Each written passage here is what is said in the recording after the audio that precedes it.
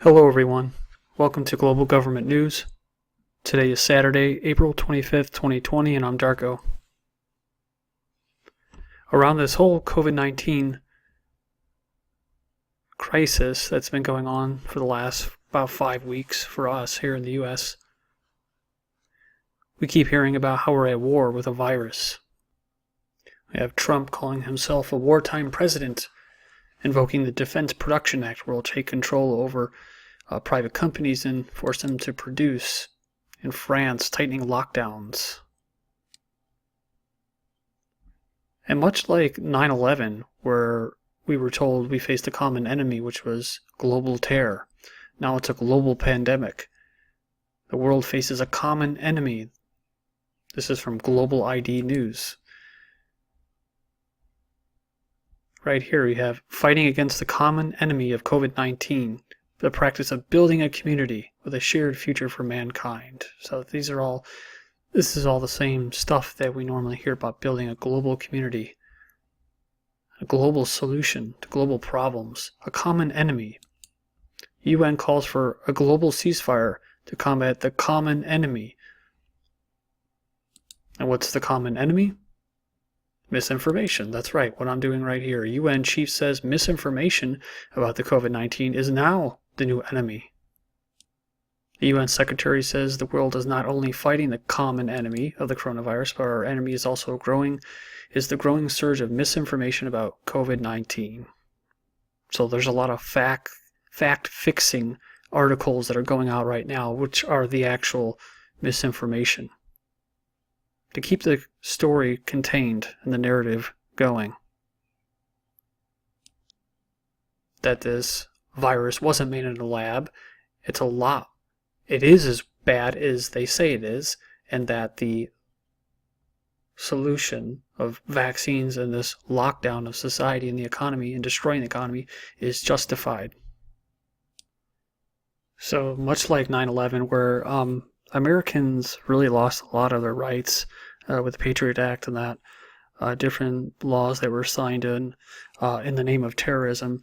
The same thing is going to happen here with this outbreak or pandemic or COVID-19 crisis, where things are going to be done that could never ever be done before, that would be considered unconstitutional.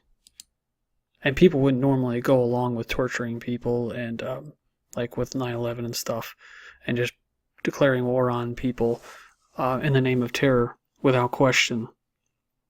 They'll be able to do the same thing here. And of course, with both of those themes is that people are going to make a lot of money. There's big corporations that are going to make a lot of money, whether it's pharmaceutical companies or defense contractors. But small businesses, small farmers, the average Joe is going to be definitely impacted by this. Kentucky man with coronavirus who refused to self-quarantine was being guarded by police officers after he failed to follow quarantine orders. This was March 16th. This was at the beginning of all of this lockdown that took place in the U.S. A Colombian woman who broke her coronavirus quarantine was publicly shamed on national television, and she now faces up to 8 years in prison. And all of these people in the comment boards all supported this. In fact, they actually said that they should have went further than what they did and punished them even more in prison time and stuff. A woman in London defied the UK lockdown. She's basically by sitting on a park bench for nearly an hour and got arrested. And this has kind of become like a famous story everybody knows now, so I just thought I'd include it in here. The UK government's website says the citizens can take one form of exercise a day, and it gives examples of physical exercise, for example, run, walk, or cycle, but the mainstream media is basically saying things like you shouldn't go outside, and sunshine and sunlight doesn't really help. Anything that would have to do with alternative medicine, just basically stay indoors, disinfect everything so your immune system doesn't have to work or get stronger, and take your vaccine, or I guess wait for your vaccine. Dad arrested in front of 6-year-old for social distancing violation. That was April 8th. In Maine, this was March 29th, Maine sheriff investigating a claim that armed men cut down a tree to force a neighbor's quarantine, and that did actually happen. So this was the mob mentality that takes place, and I can tell in the comment boards that people are totally on board with this because they bought into this lie about it. being as big a threat as it is, that they would go down here and just force a guy, cut down trees and keep him locked into his house. A Louisiana church defies the COVID order and holds Sunday services. I was shocked when I heard this, that they were actually telling churches that they couldn't hold services. Like, it's considered non-essential to go to church. I mean, I'm not really all that religious. I don't go to church myself every week, but I mean, for people that would want to, I'd imagine they should be able to, legally. Illinois County must hand over coronavirus patients' names to the police. So they said that they had originally refused to hand over the names. The health department, they usually cite privacy concerns, but now because of COVID-19, they're able to bypass that in the name of what? Safety and security, right? Like national security. You have de Blasio urging New Yorkers to snitch on social distance rule breakers. If you see someone failing to practice social distancing, rat them out, said the mayor. He said, snap a photo of an offending person or crowd and set the location on the image and text it to this number. Governments could use social media to enforce coronavirus lockdowns. In Italy, they can identify 1,300 rule breakers by analyzing Instagram. And this isn't just, the United States or Europe. I guess Russia's part of Europe, but still, Russia deployed 100,000 facial recognition cameras to enforce quarantine. I've also seen something, an article that said that they're going to start using the tracing app that's being used by Apple and Google and stuff. This thing, tracking tools for contact tracing, is being used in Russia. And then you have China also using mobile phone data to track and isolate suspected patients. This is all happening at the same time, which should send red flags up, alarm bells for people that this is a global plan, a global agenda that's all being laid out at the same time. And this I've seen on the toll roads a lot lately, where they're saying not to use cash anymore. They were shutting down all the little exits where you can pay cash on the toll roads and forcing people to this open tolling system, which they've been kind of forcing people over the last year, I've noticed, to get on. It's all done electronically through surveillance, and you can't pay cash anymore. And this is a great opportunity to push people onto that system. Why it's no longer acceptable to pay with cash. Aussies, this is in Australia, urged to ditch disease-spreading notes. Experts admit coronavirus could kill physical money for good. So see, there you go. Moving to an electronic currency. Look at this. China rolls out a test of digital currency in 4 cities. Western businesses are testing. This is today, April 25th. 2020. So there you go.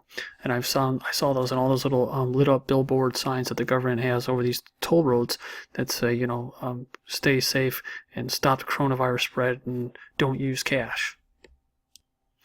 And a long time GGN viewer last night left a comment about why they would want to shut down any kind of community of people going out in public and talking. Is basically they want all communications to go to electronics, which I never thought about because it would make sense, because that way you can completely track everything. People out at a park talking or at a bar or something like that, it's a lot harder to track what everybody's saying. And they can kind of do this right now with those phones, which is why the smartphone is such a huge tool that they implemented in society over the last 20 years or so, especially the last 10 years, where it's been proven that those phones can be used to listen in on people's conversations, especially with ads that are catered to them, with algorithms based off your conversation and words. All of a sudden you'll get an ad based, off a conversation that you had with somebody out in public. So there's already that happening, but if everything is done through a computer and through a phone, it could be more heavily monitored. So I don't know why people would still want to be using Facebook and Instagram and Twitter and all these things. They were basically set up to track people. That's what they were supposed to do. Facebook gets your whole digital profile footprint in one safe spot, and it's done voluntarily, and it's profitable. And those profits go towards other applications that will help surveil the public, much like what Google is. Next up, drone patrol to enforce social distancing is scrapped over privacy concerns. This was just today. In the video I posted yesterday, I talked about this. But it says here that it's been grounded before its first flight. That's awesome. The police department, they said, in our good faith effort to get ahead of the virus and potential need to manage and safely monitor crowds and social distancing in the environment, our announcement to use these drones to surveil people was perhaps misinterpreted and not well received, you think, and posed many additional questions. I'm sure it did. Well, I saw the video. They were already doing it, so it's basically people said, what the hell is going on here, and then they stopped it. So unofficially already doing it, and then they were officially gonna be doing it. I guess they were just kind of beta testing the public and found that, hey, they don't really want this. So I guess if people don't say anything, like if people are out right now protesting against the lockdown, I thought about that, then it will just continue without question. Illinois has been hardcore, and that's one of the states I was talking about with the toll roads. They completely shut everything down, stay-at-home order. Cover up or else, part of Illinois and other states are requiring masks in public. Italian beach towns are planning plexiglass cages to enforce safe sunbathing this summer, and this isn't a joke, I'm not making this up. Plastic boxes. Social distancing boxes on the beach could hopefully restart the tourism industry. So just like the boxes, little cubicles at your home, you go from that box, that prison cell, to the other prison cell on the beach, and yeah. And talking about misinformation and fixing the facts by the mainstream media. You have YouTube CEO saying, we'll delete anything that contradicts the World Health Organization, the WHO, on COVID-19. So we just talked about the UN having a common enemy, which is misinformation. Anything that would go against the WHO's recommendation would be a violation of our policy. So there you go. Dude, this is crazy. Look what she says. She says, of course, anything that is medically unsubstantiated will be removed. It's problematic. So people saying things like take vitamin C or turmeric, like those things will cure you. No one's saying it's going to cure you. It's just saying it's going to help your immune system. Just like vaccines, they can't tell you that it cures you. They say it's supposed to boost your immune system, even though it actually weakens it. Those are the examples of things that would be a violation of our policy. So I guess I can pretty much expect that this video is going to be deleted. Facebook's and Mark Zuckerberg says his company is combating harmful misinformation by taking down posts and promoting defiance. Yeah, taking down posts that promote defiance of social distancing rules. So this is exactly what I was talking about. That's these platforms, YouTube, Facebook, whatnot. They're not meant for civil discourse and organizing and fighting the establishment. They are the establishment, and they're monitoring it. I laughed when I saw this article. We're talking about contact tracing and how Apple and Google are the ones that have already, I believe they've already created it. It's just a matter of unrolling it. But they said they're going to terminate the COVID-19 tracking tools once the pandemic ends. They're temporary measures. And if you haven't heard of this about contact tracing, it's basically a way for them to track the spread of the virus. They've turned to technology and surveillance tools, and the practice has raised concerns among privacy advocates, and they worry that the measures taken during the emergency in the name or the guise of security, national security and safety, it will outlast the pandemic. Well, yeah. I just kind of assumed that they would stay forever.